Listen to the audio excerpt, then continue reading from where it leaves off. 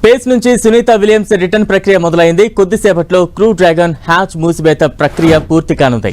ఆ వెంటనే అన్డాకింగ్ ప్రక్రియ మొదలు కానుంది. సరిగ్గా 10:15 అంతరిక్ష కేంద్రం నుంచి క్రూ డ్రాగన్ విడిపోనుంది. భారత కాలమానం ప్రకారం రేపు తెల్లవారుజామున 2:15 వ్యోమ నౌక తిరుగు పయనం కానుంది. 26 నిమిషాల తర్వాత భూ వాతావరణంలోకి క్రూ డ్రాగన్ రానుంది. ఉదయం 3:27 భూమి మీదకు దిగనున్నారు Sunita Williams. Butch Wilmore Florida తీరంలోని సముద్ర జలాల్లో స్పేస్ ఎక్స్ క్యాప్సూల్ దిగనుంది. సునీత విలియమ్స్ సహా ఇతర ఆస్ట్రోనాట్స్ ను భూమి మీదకు క్షేమంగా తీసుకొచ్చేందుకు చాలా జాగ్రత్తలు తీసుకుంది నాసా. ఈ రిటర్న్ జర్నీలో crew dragon space craft space station ఫోటోలు తీసిన 41 నిమిషాల తర్వాత భూమిపైకి బయలుదేరుతుంది. 41 నిమిషాల వ్యవధిలో సోలార్ ప్యానెల్ ద్వారా క్రూ డ్రాగన్ బ్యాటరీలు ఛార్జ్ అవుతాయి.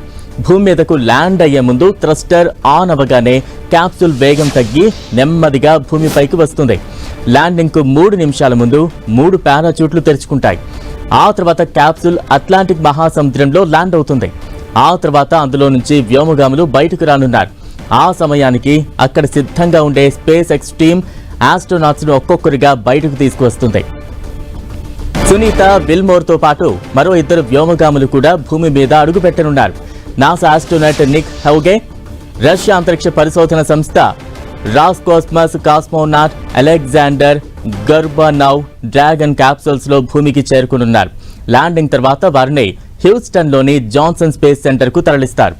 అక్కడ వారికి వైద్య పరీక్ష నిర్వహిస్తారు. దీర్ఘకాల అంతరిక్ష యాత్ర తర్వాత వారి శారీరక స్థితిని పరిశీలిస్తారు. భూ గురుత్వాకర్షణ శక్తికి తిరిగి సర్దుబాటు అయ్యేలా నిపుణులు వారికి తోడ్పాటును అందిస్తారు. వ్యోమగాములు భూమిపైకి చేరుకున్నాక గురుత్వాకర్షణ శక్తికి సర్దుబాటు చేసుకోవాల్సి ఉంటుంది. వారి శ్రేయస్సు దృష్ట్యా మొదట కుర్చీలో కూర్చోబెడతారు. ఈ 9 నెలల కాలంలో ఆస్ట్రోనాట్స్ స్పేస్ స్టేషన్ కు సహకారం అందించారు. క్రూ 9 తో కలిసి స్పేస్ వాక్, అంతరిక్షంలో మొక్కల పెంపకం సహా అనేక ప్రయోగాల్లో పాల్గొన్నారు. ఐఎస్ఎస్ కోసం మెరుగైన రియాక్టర్లను రూపొందించడానికి, చెక్క ఉపగ్రహాలను నిర్మించడానికి పరిశోధనలు చేశారు. చంద్రుడు, అంగారక గ్రహానికి వెళ్లే మిషన్లకు సిద్ధం కావడానికి అధ్యయనం చేశారు. మరోవైపు ఈ రిటర్న్ జర్నీ ముగిశాక రేపు ఉదయం 4:45 నాసా ప్రెస్ మీట్ పెట్టనుంది. ఈ రిటర్న్ జర్నీ ప్రక్రియ మొత్తాన్ని నాసా లైవ్ టెలికాస్ట్ చేయనుంది. వాస్తవానికి బుధవారం ఈ రిటర్న్ జర్నీ ఉంటుందని భావించిన దానికి 1 రోజు ముందే వారు వచ్చేస్తున్నట్లుగా నాసా ప్రకటించింది. వారాంతంలో వాతావరణ పరిస్థితులు కొంత ప్రతికూలంగా ఉండే అవకాశం ఉన్నందున షెడ్యూల్ను సవరించింది.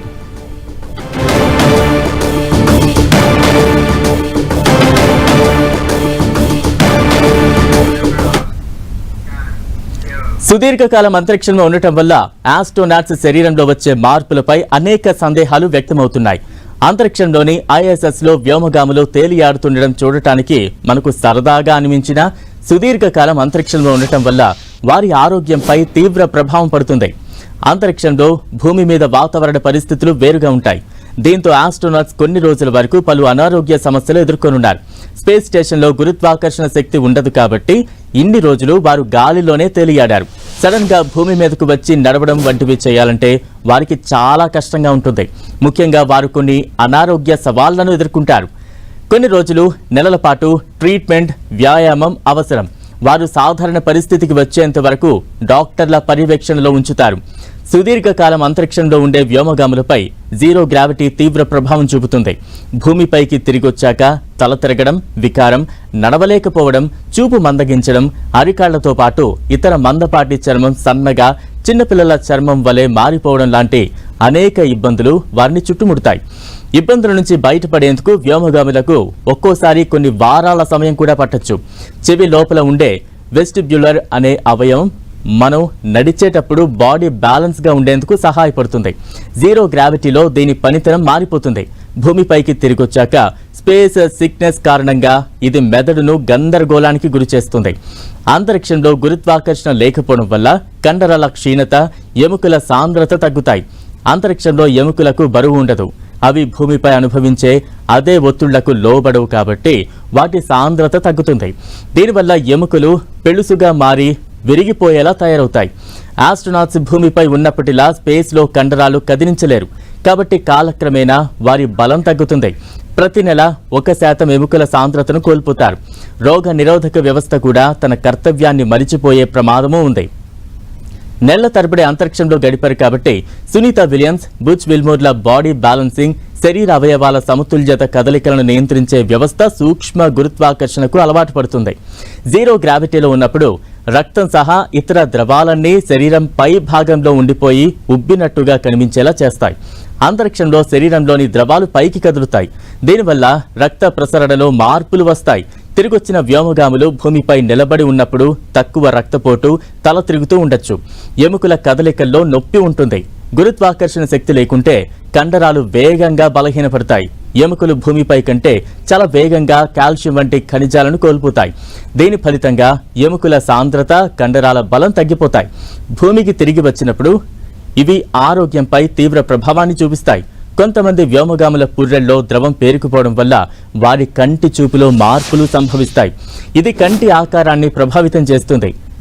Space flight associated neuro ocular syndrome అని పిలువబడే ఈ పరిస్థితి అస్పష్టమైన దృష్టికి కారణమవుతుంది. భూమి గురుత్వాకర్షణ శక్తికి అనుగుణంగా వారి శరీరం మారాలంటే రోజులు లేదా వారాల టైం కూడా పట్టొచ్చు.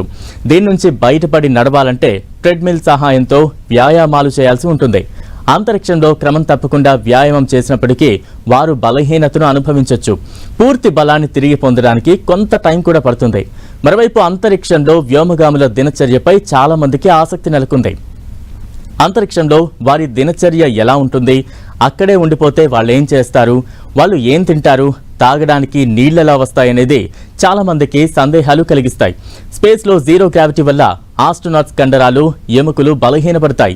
దీంతో వారు ఆరోగ్యంగా ఉండేందుకు రోజు వ్యాయామం చేస్తారు. స్పేస్లో నాసా రూపొందించిన ప్రత్యేక జిమ్లో సునీత, విల్మోర్ వ్యాయామం చేస్తారు.